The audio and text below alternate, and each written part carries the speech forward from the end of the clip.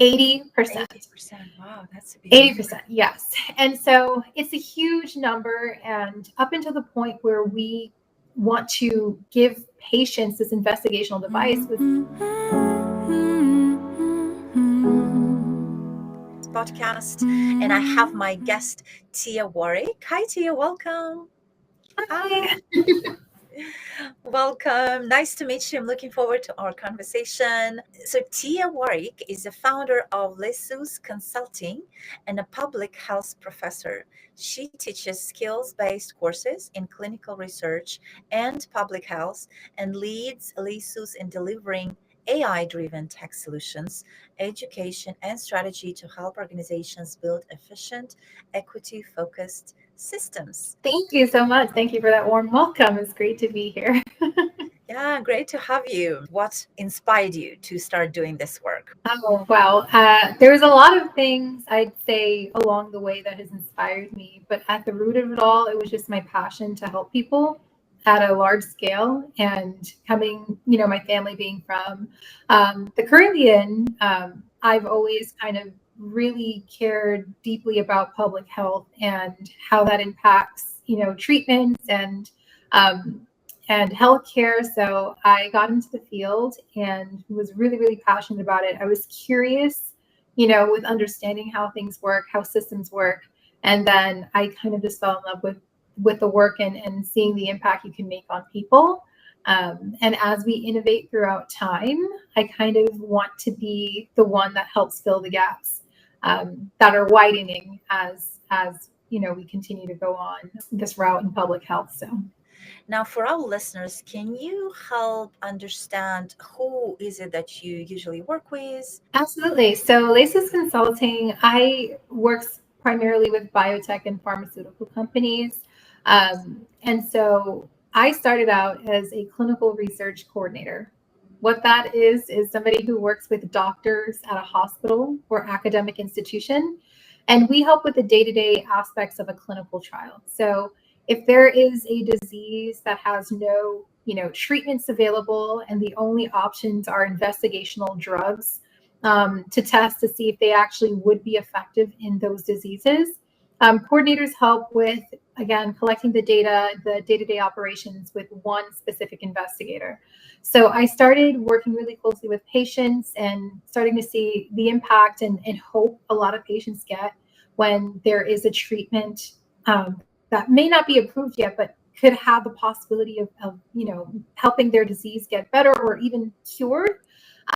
Being a part of something like that is just invigorating, and it definitely is fulfilling. And so I kind of worked my way up, working with the academic institutions that I went to work private with the pharma and biotech companies directly, overseeing their clinical trials, looking at multiple hospitals. So instead of just working at one hospital, I was the one managing every hospital a part of the trial, and the aspect of, all pieces of clinical research. And all that data that we collect and patients we work with gets submitted to the FDA. And that is how the FDA approves a treatment or a device for patients. So it's really, really important that we collect good data and that we enroll patients. And so the FDA can see that this drug or device is really safe and actually showed really good outcomes, and it's worth being approved. Now, with that being said, 80% of clinical trials fail. 80%. 80%. Wow, that's a big number. 80%, yes. And so it's a huge number. And up until the point where we want to give patients this investigational device was a decade or more of animal research and someone who had an idea and funding and billions poured in to get to that point. And so I would say this really thought-provoking comment that people are dying due to paperwork, right? There's administrative bottlenecks that ties into why that 80% of clinical trials fail. Of course, there is a percentage of that due to efficacy of the drug. This actually doesn't work. But there's also a really good portion of that 80% that's due to bottlenecks, long approval times. And unfortunately, all of these regulatory red tape prolongs those timelines. And as we know, time is money. For every one clinical trial you can have 800 people work to make that come into fruition. So that's 800 people you have to pay for, right? So if you only had a budget that's only 5 years and you weren't efficient in keeping to that timeline, you will run out of money. And unfortunately, even if the treatment was effective or was working, the way the world works, without the investment to keep it going, it won't be able to keep going. And that also is what contributes to a lot of that 80%. And that's where I come in, right? That's a huge gap. If a treatment is working and the reason why we are not getting these treatments out to people who need it, and the ones that do get out to people that need it are so expensive because we spent so much time, right? And, people are like, what's the point? The pharma companies, yes, it's a business like any other business. Of course, they want to make money, but they're not charging these astronomical prices for fun. They have to pay back their investors billions of dollars that they've done over decades of work. And unfortunately, it falls onto the consumer. And so my company, Lacey's Consulting, does two things. We approach a holistic approach to professionals in the clinical research industry.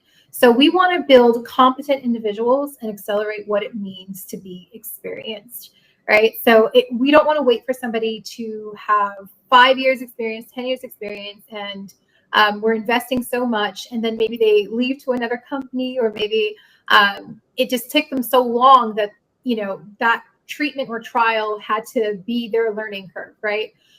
So we're focusing on skills-based competency training, specific job roles or skills on how you should do your day-to-day life within the role you're working in clinical research. So it's supposed to help with that intrinsic motivation and accelerate that experience timeline, or what it means to be experienced. And we can't wait 5 years, right? The problem is here at our doorstep now. And so how can we accelerate that timeline and make confident people in their roles to avoid these administrative bottlenecks? With that being said, right, we are just humans. There are also technological advances. So the things that we don't need to waste our time or space on, we can utilize AI as a tool, not as a replacement. And so a lot of different paperwork or administrative tasks that an AI can do, we should let them do that. And we should focus on the things that matter, like truly strategizing, leadership, working with the patients, and trying to find solutions to problems. So that's what Lacey's Consulting does in a nutshell. We look at the gaps in the industry and we're trying to reduce that 80% to maybe 40%. If we can reduce that even by half just through training and AI technological tools, then that would be an amazing thing, because it not only will make more affordable treatments for patients, we can increase the approval rate for treatments to be accessible to those who really need it. So interesting. Wow. So I don't know anything about that industry. So very interesting. That is so cool. That is a cool work that you do. And the whole AI when related to health, I think it's just fascinating. And I have so many questions right now. One of the big ones I know we just actually talked about at our conference in March in AI as it relates to women's health, and how it can help to understand and all of that, right? And then the other thing for me that always I'm fascinated by and I love is modern biohacks, right? And if you could share anything in that regard, if there is any Yeah, information I that you have. mean, with AI in healthcare right now, it's definitely still new, but it's an exciting concept. With any industry where there's change, there's going to be some kind of resistance, right? And I think that really comes down to ethics when we think about AI and how we can use it, how we can protect information. And when we think about healthcare historically, there has been a lot of, gray area throughout history. That wasn't always great. And so patient protection and data privacy of patients through the HIPAA law in the United States is something that is very important. And so when using AI tools, how can we make sure we're protecting people's information in a world where it seems that information is becoming more and more easily accessible, and that accessibility to private information those lines are becoming blurred. So how do we make sure we protect people's rights in that sense and keep patient information private? And that was the biggest deal with AI. But now many different models, especially the ChatGPT model, has become HIPAA compliant, GDPR compliant with EU. And so that has become something that's been, rectified in some way. However, we still need to look at that more. And but it's been used in hospitals in many ways now. Doctors are using it to write notes for them. So there's an AI that can listen I to them actually seen speak. that. Was it Yep, at the visit? it's so cool. That's cool. Yeah, that's so Yeah, cool. and it's like it cuts down the time because now like Right? usually you see a doctor for like 15 efficient. minutes, and it's because Yeah. they have to like write, but now they don't have to, so they can spend more time with the patients. I think that'll help. Yeah. And there's an old saying, like with women's health, it's usually the biggest problems of as a public health person as well, is we're not necessarily listened to when we have an issue in the healthcare industry historically, and it's part of how our society is. It's But very also, generic, the information, right? Like for women and men. Yeah. Exactly. But now that we have tools to make the time more efficient, we do have the time now to truly listen and think about different ways we can connect with patients and build those relationships. And so I think that there's a lot of positive things that AI has contributed, especially when it comes to women's health. There's a lot of biometric or biohacking, as you were saying, that we can become really precise and create more what is called precision medicine that is tailored to an individual. And that is becoming more of a thing. It's still, in development, and there's a lot of great things, but we have a long way to go in that field. But I think a lot of great things can happen. One thing we just have to be cognizant of is just be cautious, right? As long as we use it as a tool and not as a replacement, it can have a lot of great benefits. When we become overly reliant on something, like anything, right? How does that impact the next generation and the next? So certain skills as humans that we should know, we don't want to lose those things. And so just how we can use a computer to help us, we should use AI just like that. But we should definitely not make it as a replacement type of mode, right? It should just be a tool like any other tool. So precision medicine, that term. I actually study and read a lot about longevity and preventative medicine, preventative health, and that's why the biohacking, the modern biohacks, is such an interesting area for me, and everything emerging when it comes to women's health. And but that term, that's the first time I hear that term, precision medicine. That's cool. Well, awesome. Our listeners will be able to connect with you. We will post the website, how to connect with Tia on learning more about this. It's such an interesting new field, and a lot of it is emerging. So I think that's really cool. I want to talk about your newest project and your book, of course. Congratulations. Thank you. I am currently working on mine, so it is a project. Can you share with us what is the book about? The title and. Absolutely. So the book actually just came out today. It's on Amazon, ebook, paper, and hardback copy. It's called Life But Make It Manageable. I have actually published 2 books before last year. One was about a look into careers in the pharmaceutical industry called Burst the Bubble, and then a memoir called What the Heal. Those were things that I had all the stuff in my mind, all these ideas, and I needed to get it out on paper. I needed to, just share it with the world. This one was something that was a passion project. I think a lot of people can relate to Life But Make It Manageable. It is for everyone. So if you're not specifically in the clinical research field, you definitely can relate to this book. It's about our everyday lives, and it's about things that we all struggle with, right? Like setting boundaries, saying no, holding guilt when you do say no, or coming up with an insane explanation for saying no. I would read it. Yeah, right?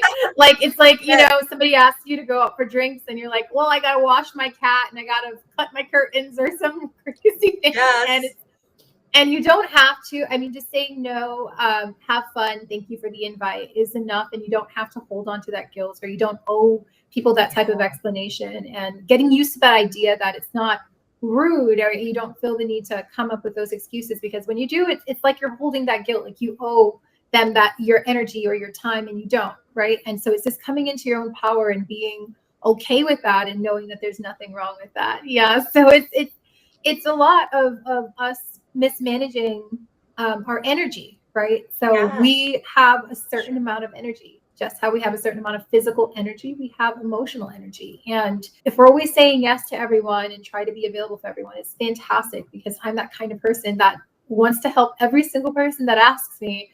And but we are just human, and we can't forget to take care of ourselves.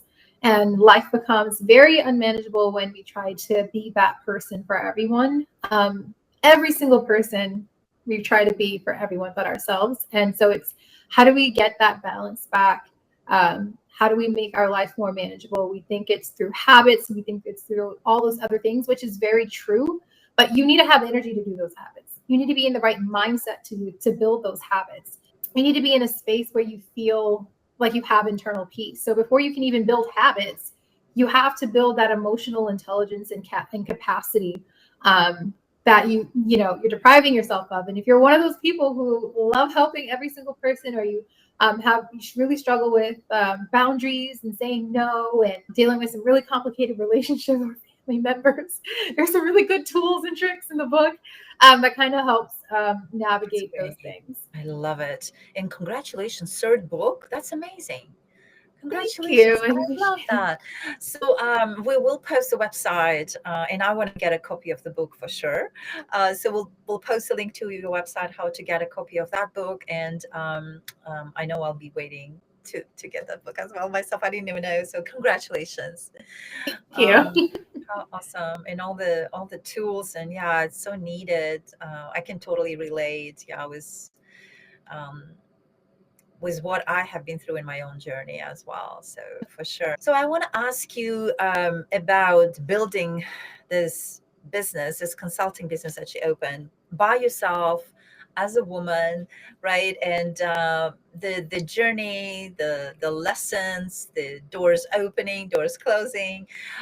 What would be one of the biggest lessons that you would want to share? I would say building this business was not even in the cards for me. I was just so sick and tired of being a part of a system that wasn't efficient. And I'm that kind of person that, if I feel the need to fix things.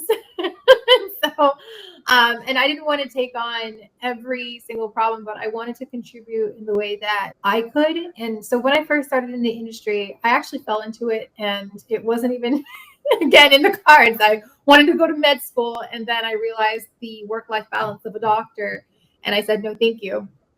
Really, really respect them though. They're fantastic, but it just wasn't something that I wanted for myself. And so then I got the job in clinical research, and I really fell in love with it. Like, it's just, you get to help people on a much broader scale. You get to work really closely with those same doctors and help make those treatments manageable. I would say, as I tried to climb this corporate ladder, of course, I had many doors slam in my face, many job rejections. But throughout all of this, and the one lesson that I want everybody, or every woman specifically as well, but everyone to take for themselves, is do not tell yourself no. I do not care if you get 1,000 no's. Not one of those 1,000 no's should be from you. And so I would say always afford yourself the opportunity. So what if you look at a job description and only 4 out of the 7 bullet points you feel like you can do? Apply anyway, right? And so what if you feel like you're not really strong in that area, but you know you would knock it out of the park in that area? Apply anyways. Give yourself those opportunities. Tell yourself yes. Even if everybody else says no, keep telling yourself yes, because the opportunity will come along eventually. And that opportunity will open all the doors that you need. You don't need every single door to open. You just need the right door to open. Thank you for sharing that. Say yes to yourself. Oh, so much wisdom. Yes. I love that. Thank you. Beautiful. Love that reminder. And now I want to move on to our rapid fire questions. Okay, I'm a little nervous, but let's do it. They're not that bad, I think. So my first question is, your favorite book name is The Giver. The The Giver. Giver. Yes. Beautiful. It was really Beautiful. good. Beach or mountains? Ooh, beach. I'm an island girl. Yes. Favorite international destination to visit? Ooh, oh gosh, it's tied between St. Lucia, which is where my family's from, or Switzerland. Love Switzerland. It's amazing. Ooh, yeah, Switzerland. I love Geneva. My sister lives in Switzerland, so yeah, love My Switzerland sister as lives well. in Geneva. Oh, cool. Is your sister My sister, I love Geneva, but my sister lives in Zurich, outside of Zurich? Zurich. Oh, that's like a 30-minute flight. Quite right across. Very short Yeah, flight. so short. Yeah. Summer or winter? Oh, winter. I know that's controversial. I love Mm. a good fireplace. I love a good snuggie. You can always put on more clothes in the summer. If it's hot, there's nothing you can do. It's either you have AC or you don't. So, And my final question is, things that you have discovered about yourself recently. things that I've discovered. I would say that I'm enough. I think that we are in a society where we have to constantly, actually achieve something. It's like, what's next? Like, you have to keep going on this hamster wheel. But I would feel like, that regardless of whether I publish a book or not, regardless of whether I run a company or not, I'm enough. And I'm learning that my worth is not tied to my. I love that. Thank you so much for sharing your Yeah. story. Thank you so much for being here, Tia, and just giving and sharing your wisdom and all the tips. I love that. And if there's anything else in conclusion that you want to say? I would just want to say thank you for having me on, and I hope that if I've connected with anyone, feel free to connect with me on LinkedIn. Reach out to me. I am a person that loves connection. I love conversations, and if you are interested in breaking into the pharma industry, just let me know. I'd be happy to help navigate. Thank you so much, Tia. Yeah, thank you. That was great. Thank you so much.